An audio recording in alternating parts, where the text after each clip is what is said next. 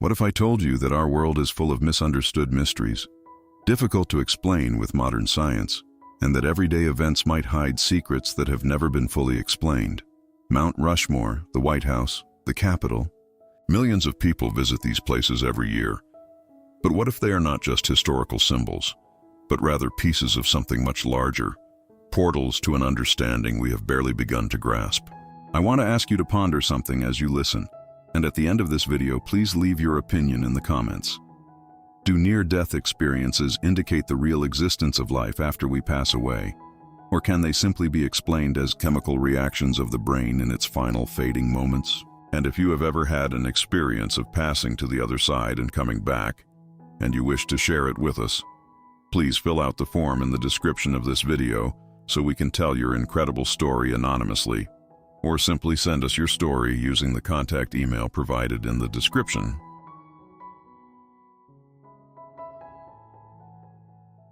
I was gone. I had no heartbeat. There was absolutely no brain activity. For 7 agonizing, silent minutes, I was completely erased from the physical world. But what I experienced in that span of time did not feel like the end of my life. It felt profoundly more real than anything I've ever touched, seen, or breathed in this earthly existence. Doctors told me later that I was clinically gone. It was a flatline.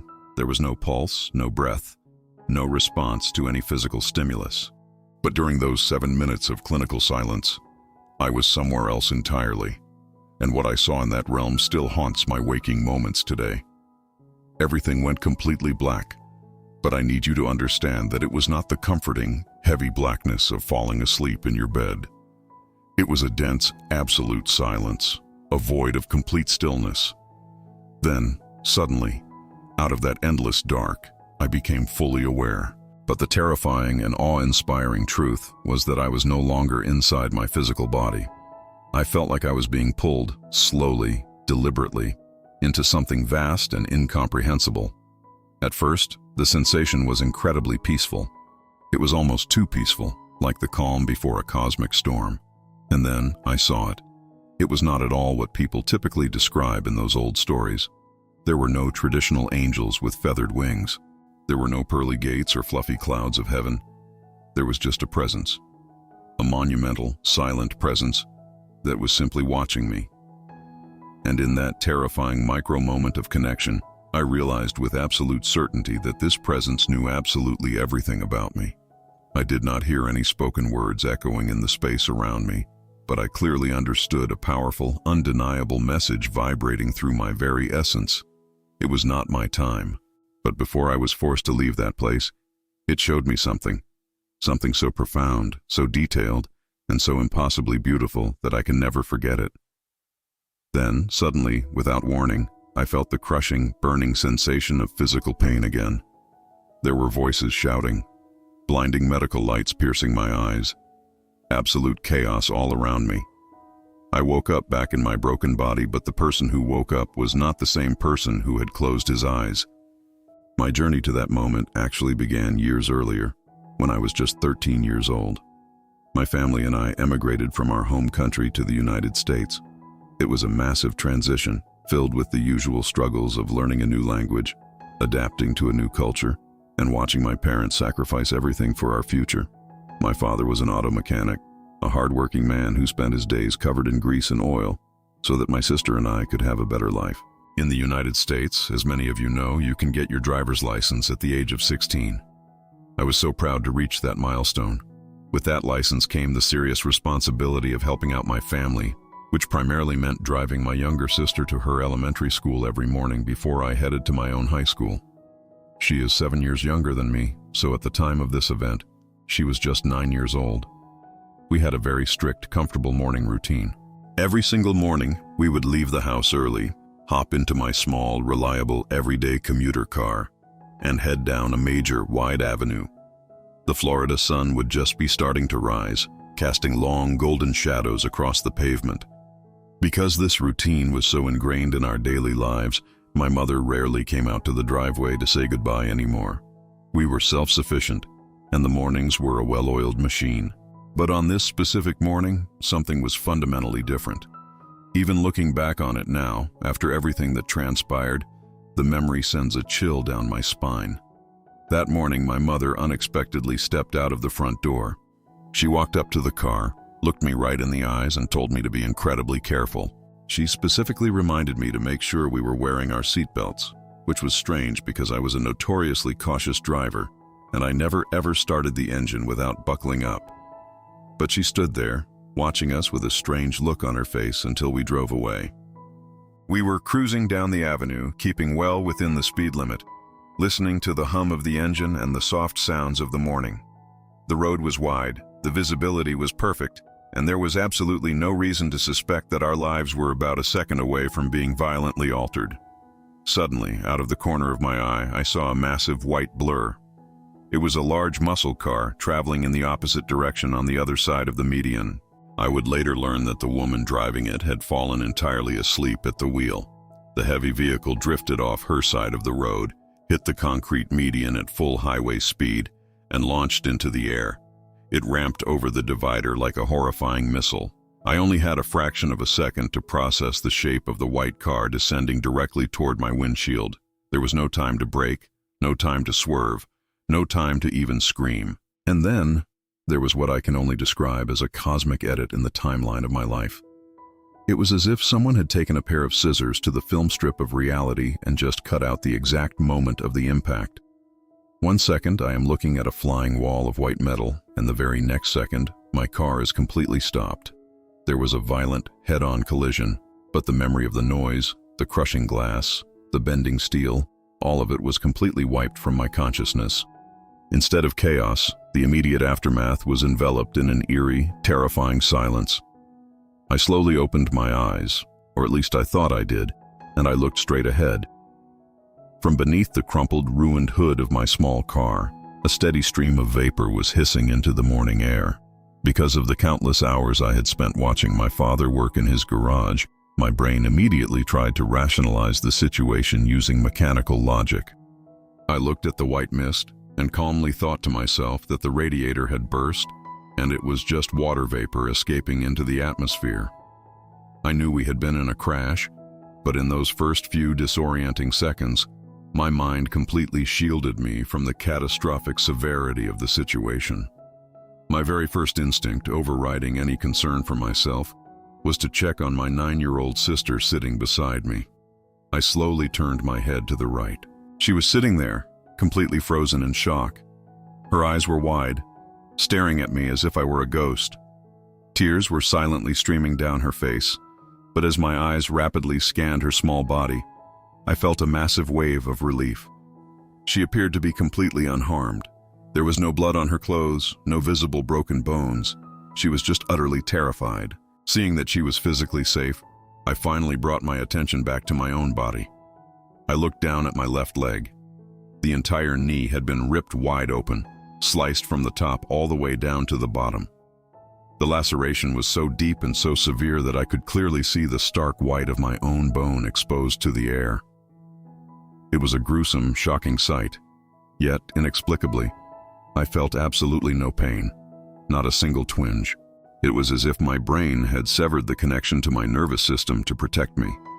Looking at my ruined leg, the reality of the situation finally began to dawn on me. I realized that this was not just a fender bender. Something incredibly serious and potentially fatal had just happened. Despite the gruesome injury, a profound sense of calm washed over me. I turned back to my sister, my voice completely steady, and I told her to unbuckle her seatbelt, get out of the car, and go lie down on the grassy sidewalk a few feet away. I reached over, pressed the release button on her seatbelt, and watched as she pushed her door open. She stumbled out of the wreckage, her small legs trembling, and I tracked her every movement until she safely reached the sidewalk and lay down on the grass, just as I had instructed. She was quiet, curled up, out of the immediate danger zone of the mangled vehicle. With my sister safe, I turned my attention back to my surroundings. That was when I noticed the mist. The vapor that I had initially assumed was just steam from the broken radiator was growing at an impossible, exponential rate. It was no longer just a small plume rising from the hood. It was a thick, dense, suffocating white fog that was rapidly expanding, entirely surrounding the car. This was a wide-open Florida avenue bathed in bright morning sunlight, where you could normally see for miles in any direction. But within seconds, this unnatural fog had completely swallowed the horizon. It formed a tight, impenetrable circle around the wreckage, cutting us off from the rest of the world. My mechanical logic shattered. I knew with absolute certainty that no passenger car radiator contained enough water to produce a localized weather system like this. The sheer volume of the mist was logically impossible. A primal alarm started ringing in the back of my mind. I needed to get out of the vehicle. I grabbed the handle of the driver's side door and pulled with all my might. The metal groaned, but the frame was so disastrously warped from the frontal impact that the door was completely fused shut. I shoved my shoulder against it, pushing and straining, but it was useless. The realization that I was trapped in the driver's seat forced me to change my plan. I looked over at the open passenger door where my sister had just exited. I knew I had to drag myself across the center console to escape. As I began to shift my weight toward the passenger side, I braced myself for the agonizing pain that should have erupted from my destroyed left knee. But strangely, the movement felt effortless. I felt completely weightless, devoid of any physical burden. I slid across the seats with a fluid, ghostly ease. But as I reached the passenger side and looked out through the open doorway toward the sidewalk where my sister was resting, I witnessed the first truly inexplicable, supernatural event of that morning. Hovering near my sister's small, still body were two men dressed entirely in white. They were kneeling down beside her in the grass. Their clothing was completely foreign to anything I was used to seeing. They wore loose white trousers and long, flowing tunics that strongly resembled traditional Indian garments. They were not paramedics, and they were certainly not ordinary bystanders. I watched them with intense fascination. They were deeply focused on my sister, and though I never saw their mouths move or heard a single syllable spoken, I could vividly perceive that they were communicating with one another. They exchanged deep, knowing glances, operating with a synchronized, silent understanding. They radiated an aura of profound peace and absolute control. My sister remained perfectly still under their watchful care, enveloped in a safety that transcended the physical wreckage around us. I stared at the two men in white for a long moment before my focus returned to my own desperate need to exit the car. I leaned forward, preparing to step out of the passenger door and onto the pavement. But just as I crossed the threshold of the doorway, a massive, heavy hand clamped down firmly on my right shoulder. The grip was incredibly strong, physically restraining me, forcefully stopping my forward momentum.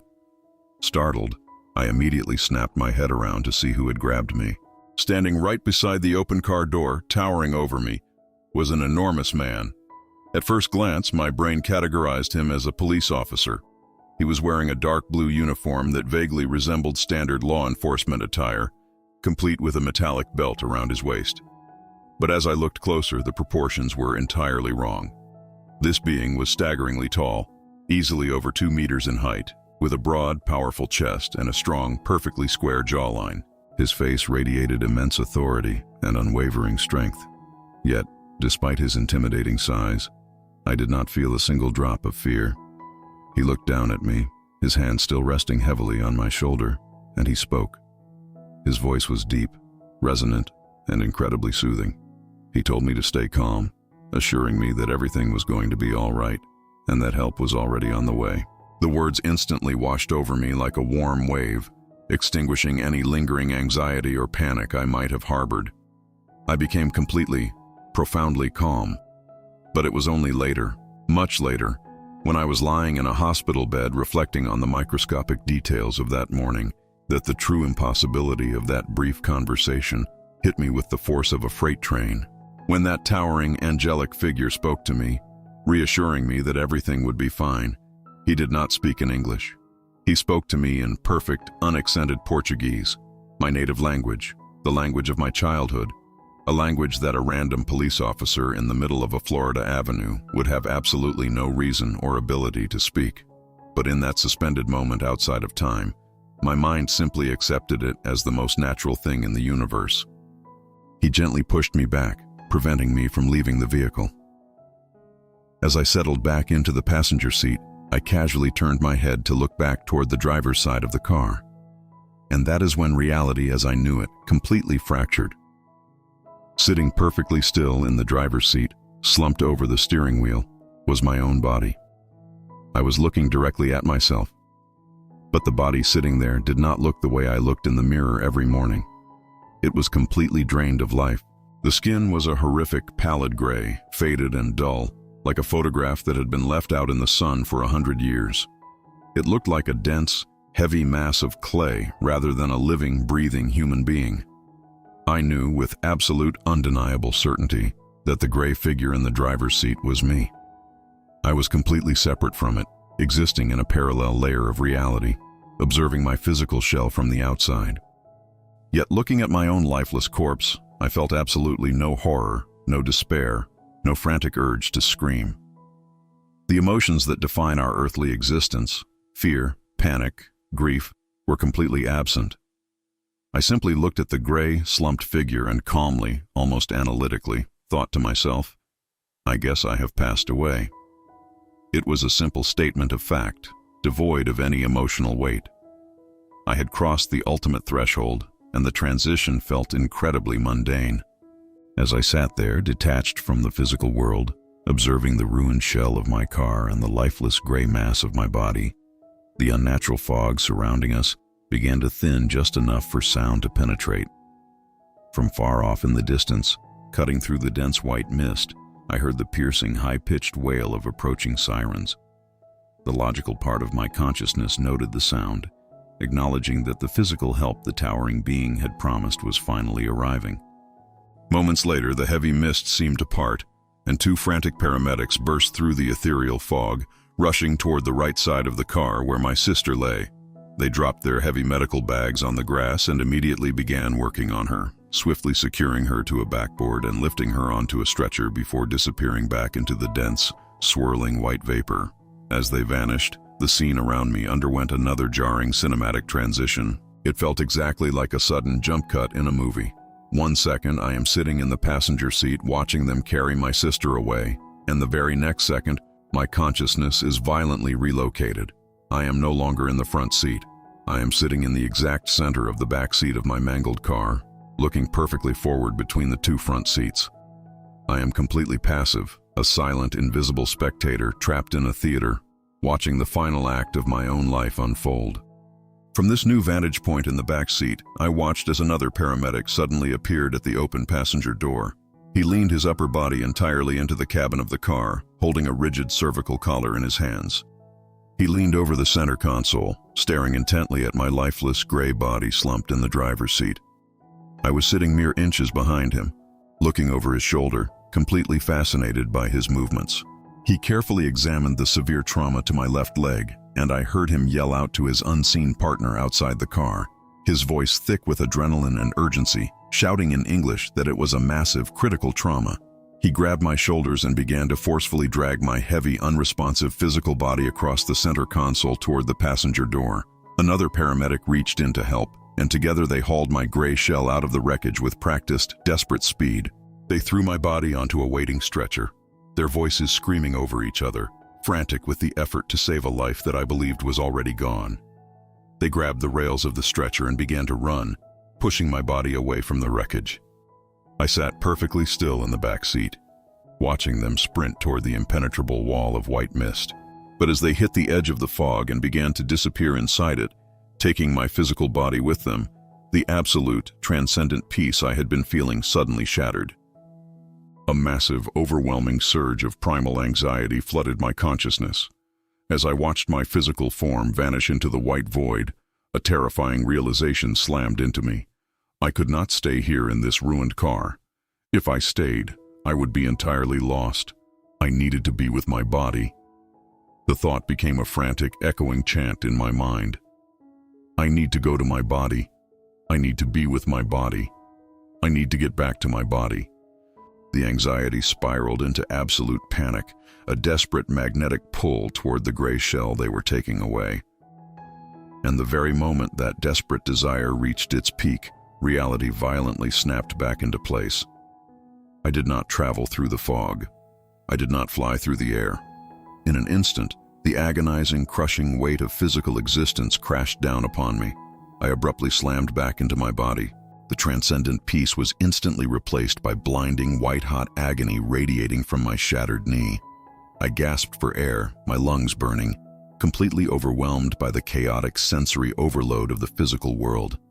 I felt the sharp, stinging puncture of large needles violently piercing the skin of my arms as the paramedics pumped fluids into my veins. I felt the suffocating pressure of an oxygen mask tightly strapped over my nose and mouth. The frantic, screaming voices of the EMTs were no longer muffled by the fog. They were deafening, echoing directly inside my ears. I heard one of them shout, a mixture of shock and massive relief in his voice, yelling that I was back, that I was with them again. He leaned over my face, his eyes wide, repeatedly telling me to stay calm, that I was going to make it, that everything would be fine. But as the ambulance roared toward the hospital, sirens blaring and lights violently flashing against the interior walls, I completely ignored the pain, the needles, and the shouting voices. My mind was entirely consumed by a single, earth-shattering revelation. I lay there on the stretcher, staring blankly at the metal ceiling of the ambulance, whispering the truth to myself over and over again. I had completely, undeniably crossed over. I had passed away, and I had come back. The hospital stay was a long, painful blur of surgeries, bright lights, and agonizing physical therapy. Slowly, meticulously, the doctors managed to piece my shattered leg back together, and my physical body began the long, arduous process of healing. But while my bones and tissues were knitting themselves back into a functional state, my mind and my spirit were fundamentally, irreversibly altered. I had touched the absolute edge of existence, and the door between this world and the next had been left slightly ajar. Shortly after I returned home from the hospital to continue my recovery, a new, deeply unsettling phenomenon began to plague my nights. It was something I had never experienced in my entire life prior to the horrific crash. It started happening frequently, sometimes twice a week. I would be asleep in my bed, or sometimes resting on the couch in the living room, and suddenly my mind would instantly snap completely awake. My consciousness would be razor-sharp, entirely lucid, completely aware of my surroundings. But my physical body would remain entirely paralyzed, trapped in the heavy, immovable state of deep sleep. I was a prisoner inside a statue of flesh and bone. I could not move a single finger. I could not turn my head. I could not even force my vocal cords to produce a scream. The only physical control I retained was over my eyelids. I could open my eyes and frantically dart them around the room, taking in the terrifying reality of my paralysis. In the beginning, these episodes were incredibly frightening. As I lay there frozen, staring into the dark corners of the room, my heightened senses would begin to pick up things that did not belong to the normal physical world. I could clearly hear the distinct sounds of voices, people murmuring and conversing in hushed, echoing tones all around me. I could hear the heavy, dragging sounds of furniture moving across the floorboards. If I happened to fall asleep in the living room and slip into this paralyzed state, I could vividly hear the unmistakable sounds of dishes clinking and water running in the kitchen, accompanied by the casual chatter of invisible people going about unseen chores. It never felt inherently demonic or terrifying like a horror movie. It was simply the overwhelming realization that my house was heavily populated by beings operating on a frequency I could normally not perceive. When I managed to force my eyes open during these episodes, peering into the shadows, I could never see these entities with clear, distinct detail. I could only see thick, dark, shifting masses, shadowy figures rapidly darting across the room or slowly gliding past my bed. I eventually came to understand, after desperately researching my symptoms, that this phenomenon is commonly known as sleep paralysis. But knowing the clinical term did not lessen the profound metaphysical implications of what I was experiencing. I firmly believed that the trauma of the accident, the violent severing and reattachment of my soul to my physical form, had severely damaged the spiritual shock absorbers that keep us firmly anchored in our bodies. During these episodes, I was suspended in a liminal space, floating in the precise middle ground between the dense physical realm and the ethereal spiritual plane. I was hovering on the threshold, able to hear the echoes and see the shadows of the other side without fully crossing over. There were essentially two ways these terrifying episodes would manifest. The first was violently waking up already paralyzed, snapping into consciousness to find myself immediately trapped and surrounded by the unseen chatter. The second, and far more unsettling method, was remaining completely conscious while feeling my body systematically shut down and fall asleep around me. I would lie in bed, desperately trying to relax, and I would feel a heavy, suffocating weight slowly creeping up my legs, paralyzing my torso and finally locking my arms and neck into place. My physical brain would click off, but the core of my consciousness, the I that truly exists, remained brightly, fiercely awake. I would lie there, completely lucid, trapped inside a sleeping shell, thinking to myself with crystal clarity, "Here we go again. My body has gone to sleep, but I'm still awake." Desperate for answers, I began to obsessively read everything I could find about sleep paralysis and out-of-body experiences. I devoured books, articles, and ancient texts, searching for a way to control the terrifying threshold I kept stumbling across. In one of these texts, I found a piece of advice that would ultimately change the entire trajectory of my spiritual life. The author explained that when you find yourself trapped in the vibrational state of sleep paralysis, you are presented with a distinct choice.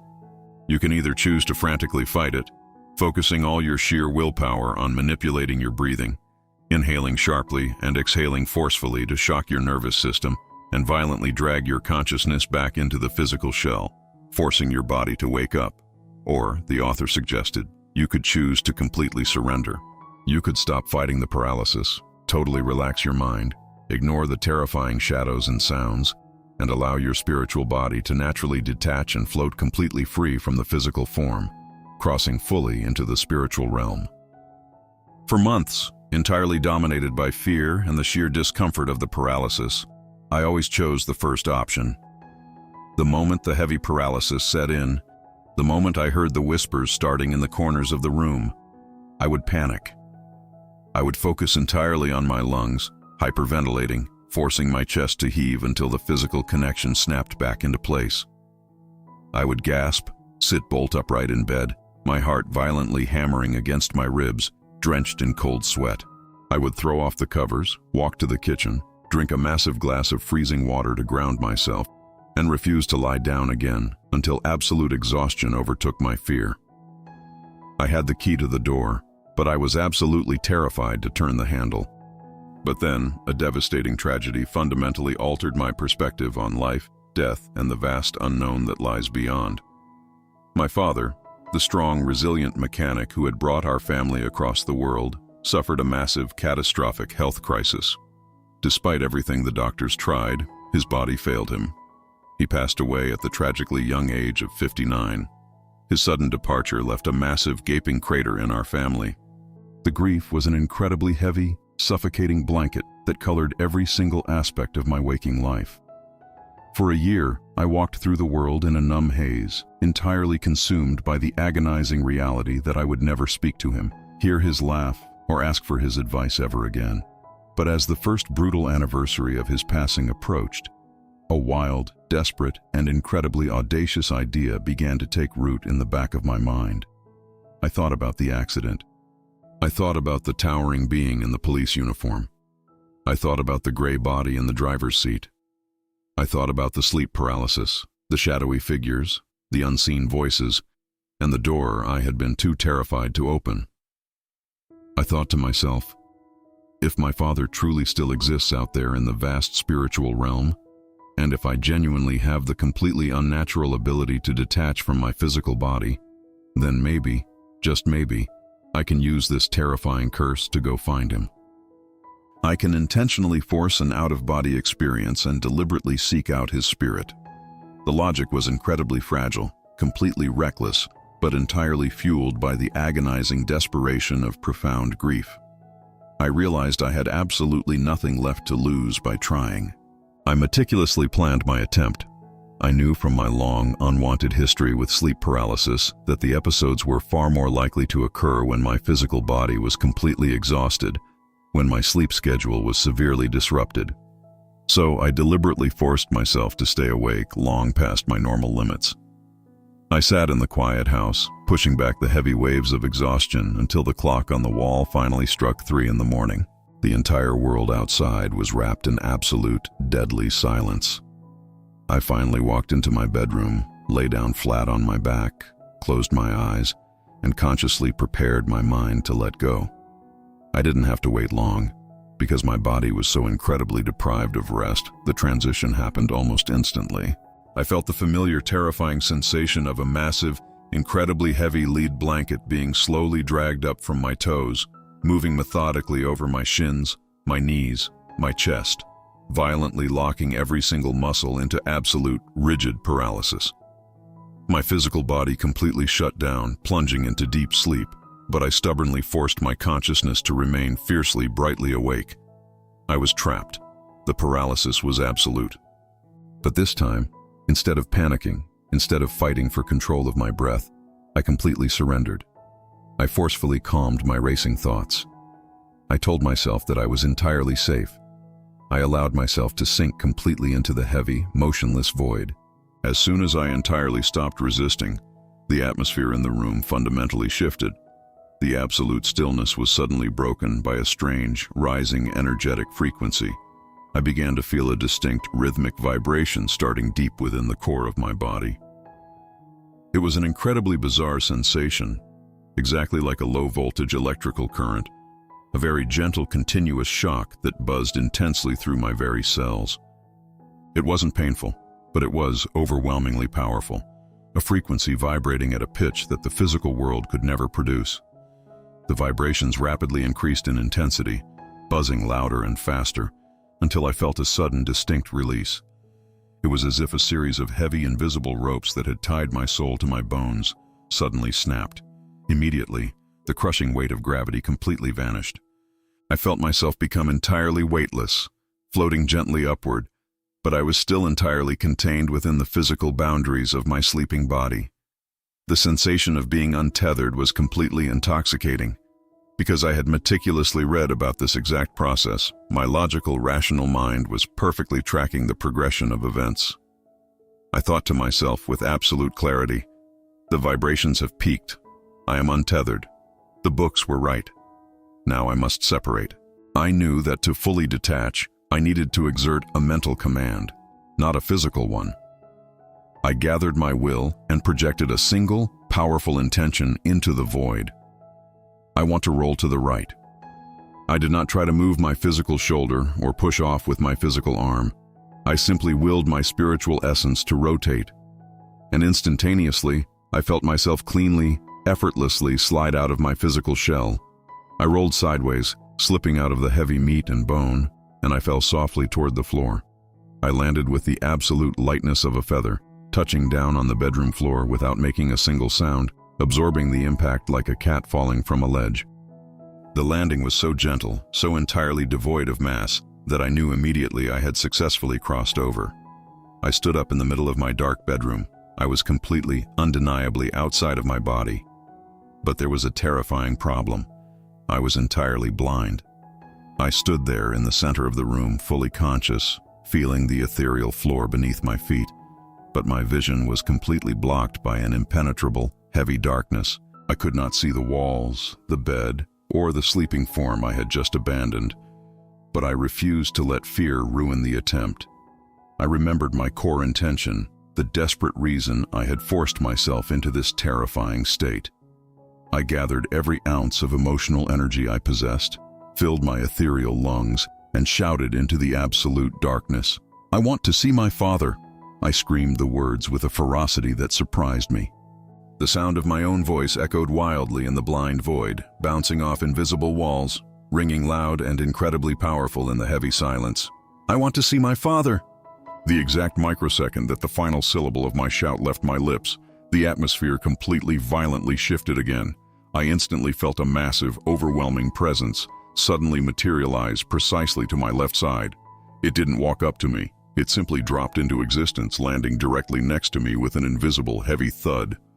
I could not see it through the blindness, but the sheer energetic weight of the entity was undeniable. And immediately upon its arrival, an immensely powerful magnetic force erupted between us.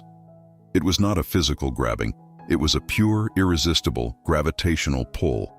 It felt exactly like holding two incredibly powerful industrial magnets close to one another and feeling them violently snap together.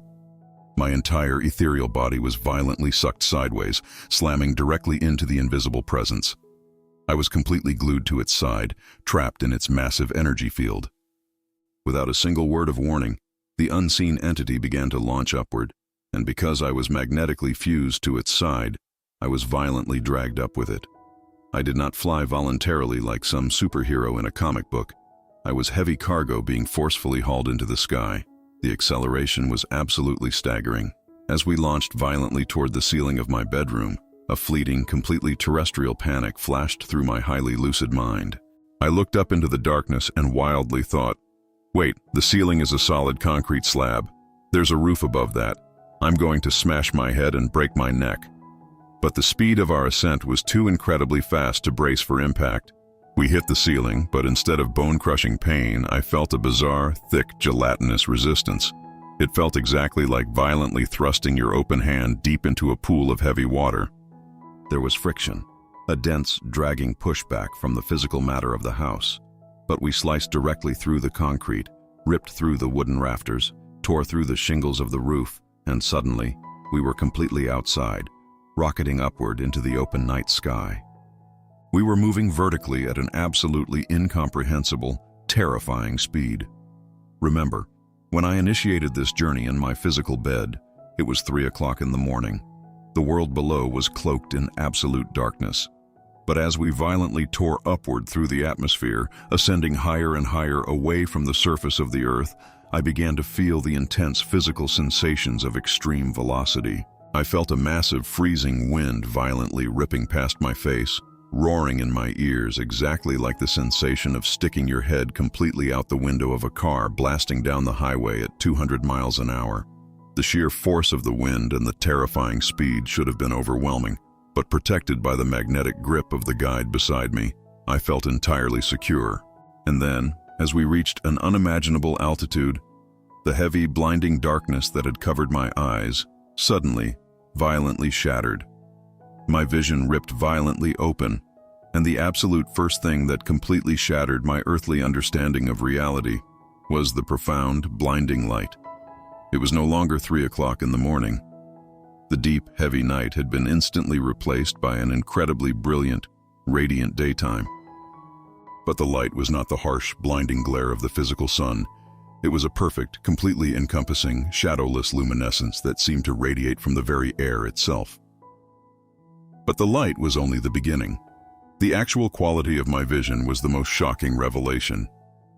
In my normal physical life on Earth, I have decent eyesight. I can read a book without glasses. I can drive a car. I can see the world adequately. But the vision I possessed in this new spiritual body completely defied any human comparison. To put it in modern terms, human sight is like an old, degraded, grainy VHS tape, full of static and blur. But my vision in this realm was an absolute, flawless, hyper-detailed 4K resolution, multiplied by 1,000,000. The sheer clarity, the razor-sharp crispness of every single microscopic detail was entirely overwhelming to my consciousness. As my flawless new vision adjusted to the radiant light, I realized that our violent ascent had stopped, and we were now rapidly, smoothly descending toward a completely alien landscape. As we dropped lower, a sprawling, incredibly magnificent city began to materialize beneath us. But calling it a city feels like a massive insult to its sheer beauty. It looked like an expansive, perfectly designed sanctuary, a miniature metropolis of absolute architectural perfection. As we glided lower, approaching the ground, I finally had the opportunity to clearly examine the massive entity that had dragged me across the universe. I turned my head to look at the guide who still held me in his magnetic grip. He was positioned slightly ahead of me, staring intently forward. I never saw his full face, but I could clearly see his profile. He appeared as a man with beautifully clear, dark olive skin. He was dressed entirely in a long, flowing, immaculate white tunic that looked incredibly similar to the Indian-style robes worn by the two men who had guarded my sister after the crash. But unlike those humble men, this powerful guide was heavily adorned. Thick, intricate metallic bracelets wrapped around his strong forearms, and various bands of gleaming, unearthly metal decorated his garments, glowing softly in the radiant light. He completely ignored me. He never once looked in my direction. He emanated an overwhelming sense of duty and absolute focus. He was on a very specific, serious mission, deeply compenetrated in his task, acting on orders that came from an authority far higher than anything I could comprehend. As we continued our rapid descent toward the beautiful city, a profound, entirely unnatural sense of peace completely washed over my soul. We were flying through the open air at incredible speed, incredibly high above the ground, a situation that would normally paralyze a human being with absolute screaming terror. But I felt absolutely zero fear. The heavy, suffocating anxieties, the primal survival instincts, the deeply ingrained terrors of earthly existence, all of it had been completely stripped away, left behind in the heavy meat suit sleeping in the dark room. I felt only pure, unadulterated awe and an expansive, infinite peace as we softly, gently touched down on the pristine ground of the celestial city.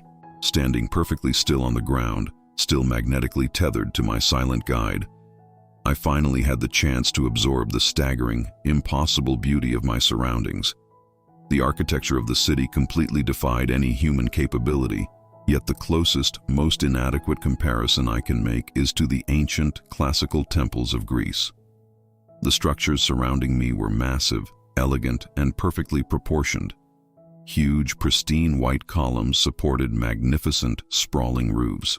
But unlike the weathered ruins of Earth, these buildings were utterly flawless, glowing with an internal, pristine perfection.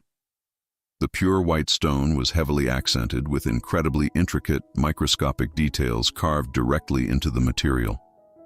The edges of the roofs, the bases of the massive columns, and the framing of the wide archways were heavily lined with brilliant, shining gold and deep, vibrant bands of crimson red.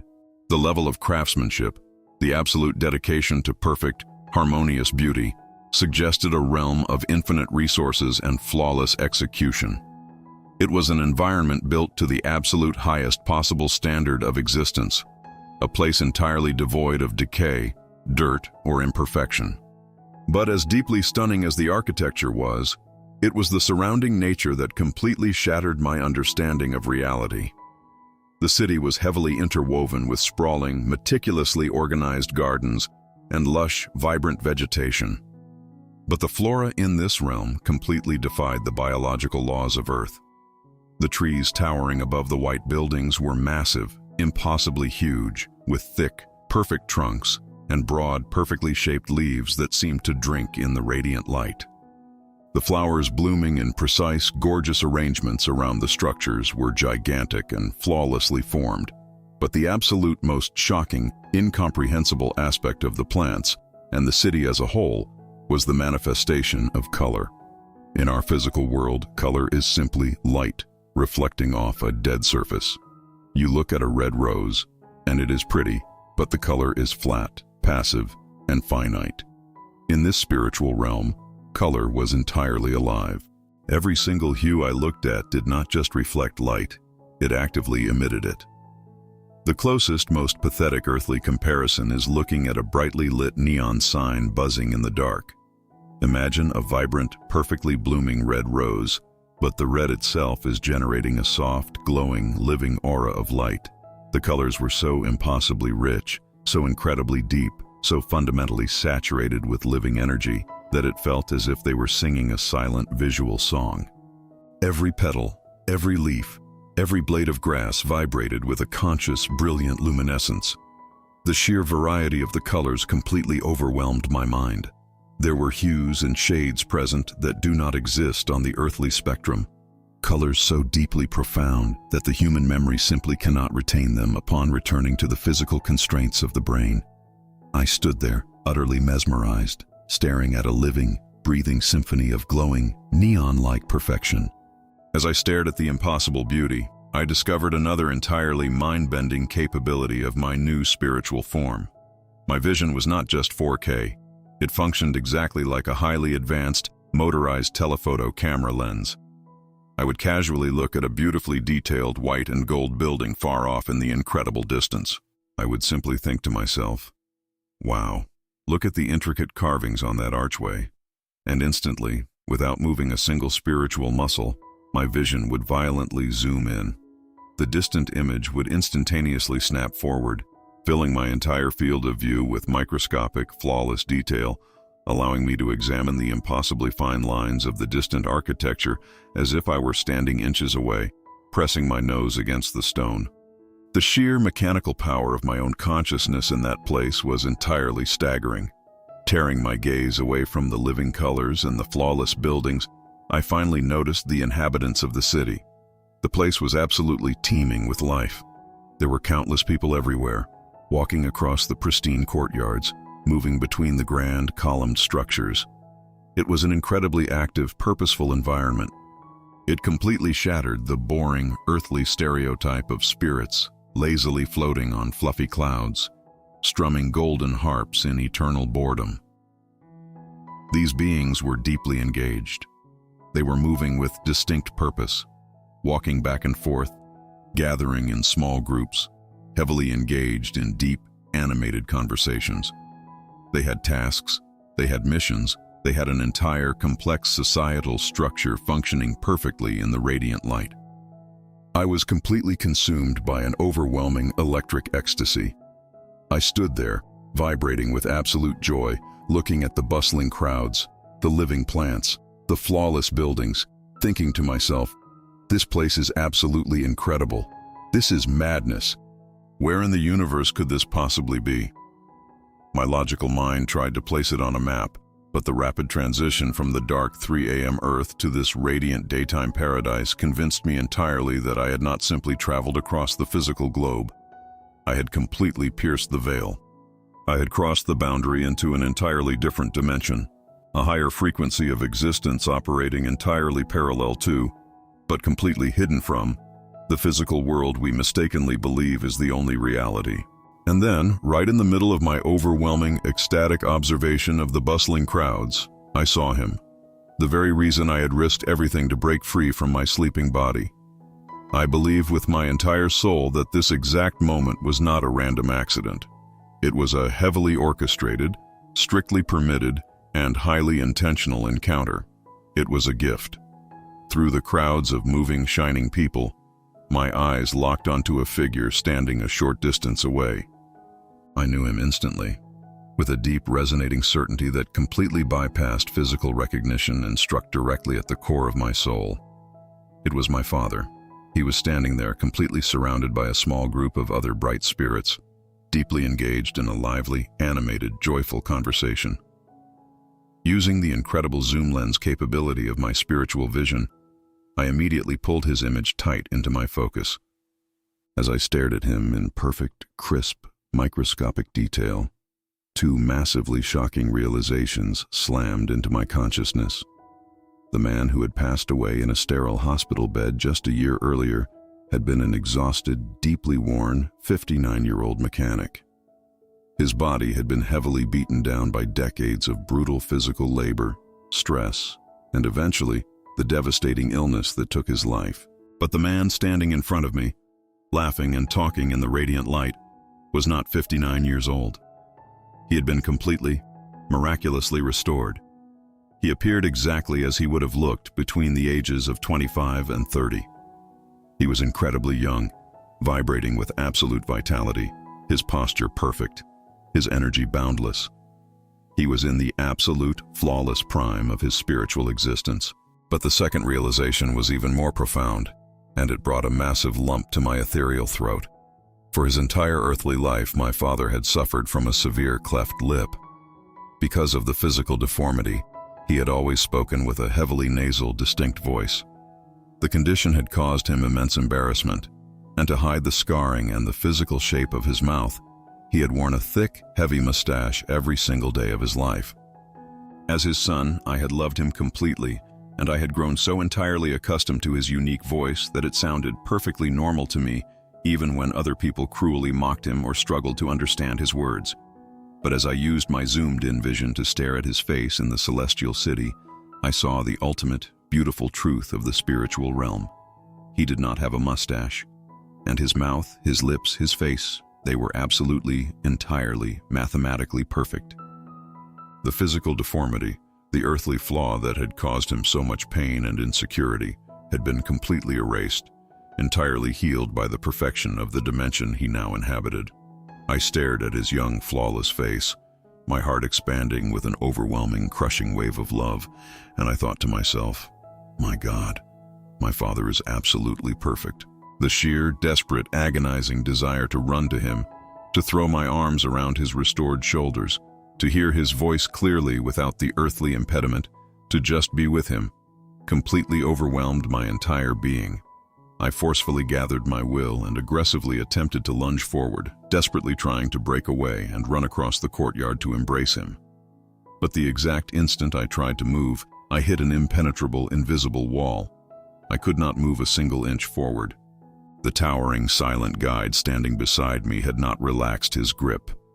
The incredibly powerful, magnetic force locking me to his side held me absolutely, rigidly, completely in place. I struggled, pushing against the invisible force, my eyes completely locked on my father's laughing, perfect face, but the restraint was absolute, entirely unbreakable. I finally tore my eyes away from my father and slowly turned my head to look at the massive guide holding me back. I was completely desperate, completely willing to beg for just 1 minute, just 1 second to speak to my dad. But as I looked up toward his face, a deep, primal, overwhelming sense of awe and profound respect, bordering on absolute fear, completely silenced me. I realized, in a terrifying flash of clarity, the absolute crushing power of the entity standing beside me. This being was not a human. This being was entirely in charge of my extremely fragile existence in this realm. I realized that if I angered him, if I violently rebelled against his authority, he was the only possible way I could ever return to my physical body, to my sleeping life on earth. I was completely at his mercy. I swallowed my desperate pleas. I did not speak a single word. I just looked at him, my eyes filled with agonizing longing and submission. He did not turn his head to look at me, but his voice, deep, resonant, and entirely telepathic, echoed massively inside my consciousness. He spoke with absolute, unwavering authority, yet with a trace of profound, cosmic pity. "Calm down," the voice vibrated through my soul. "You will see him again. You will be fully reunited with him. But it is not the time for that yet. That moment will come, but you must be calm." The finality in his tone was absolute. There was absolutely no room for argument, no possibility of appeal. The brief, miraculous window of opportunity was slamming shut. Even now, sitting here in my physical body, years after the event, it is the one incredibly painful detail that I constantly struggle to accept. I constantly torment myself with the question, why was I not allowed to just wave at him? Why couldn't I just say a single hello? Why couldn't he just turn his perfect, flawless face, look at me, and acknowledge that I had made the impossible journey to find him? I have desperately, aggressively tried to recreate the circumstances, to force the sleep paralysis, to launch myself back into the void, and demand to see him again.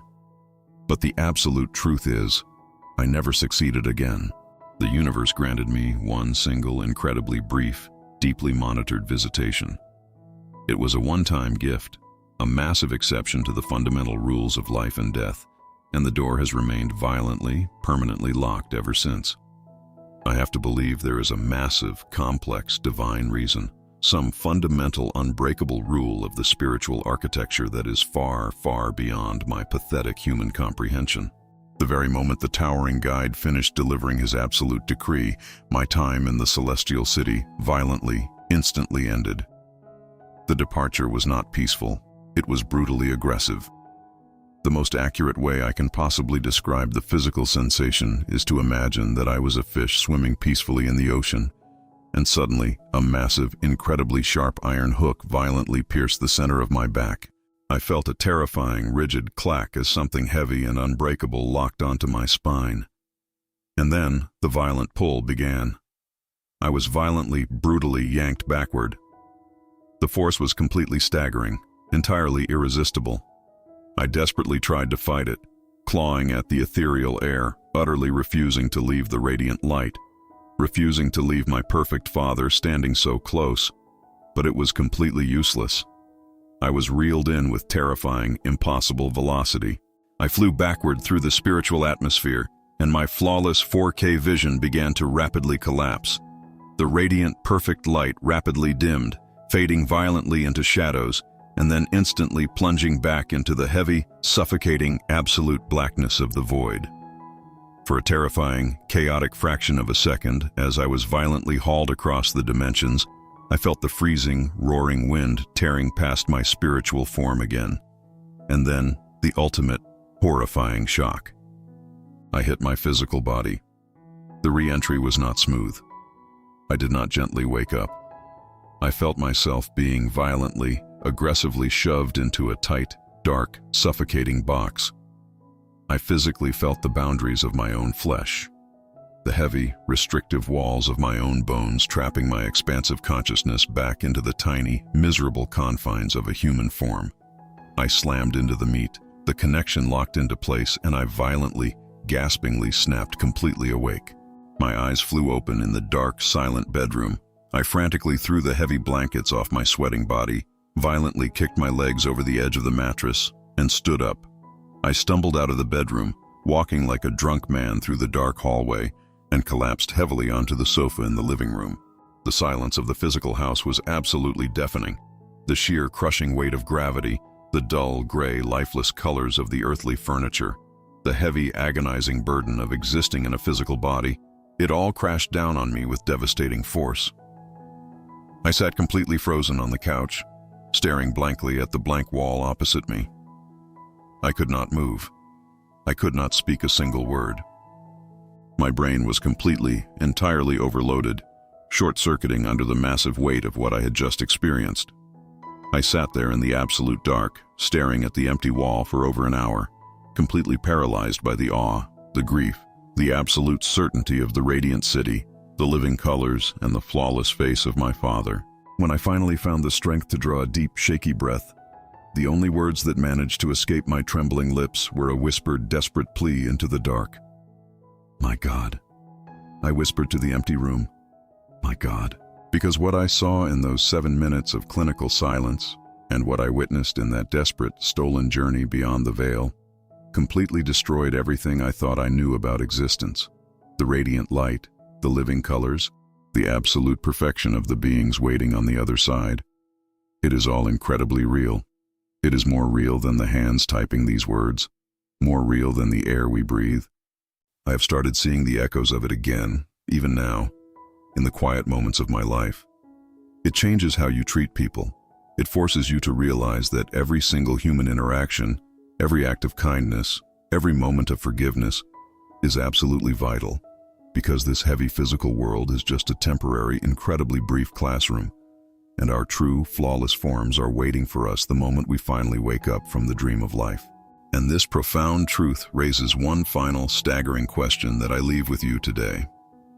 What else is still entirely hidden, hiding in plain sight, just waiting for the exact right moment to be revealed to us all?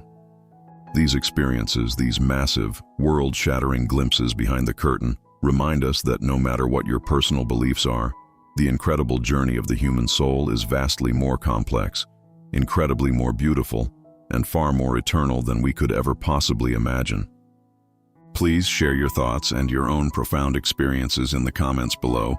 Let us know what you think of this incredible journey, and absolutely make sure to subscribe to the channel so you never miss another deep dive into the extraordinary mysteries of our existence. What specific emotional beats or subtle audio cues would you like me to emphasize if you plan to feed this script into a high-end text-to-speech engine?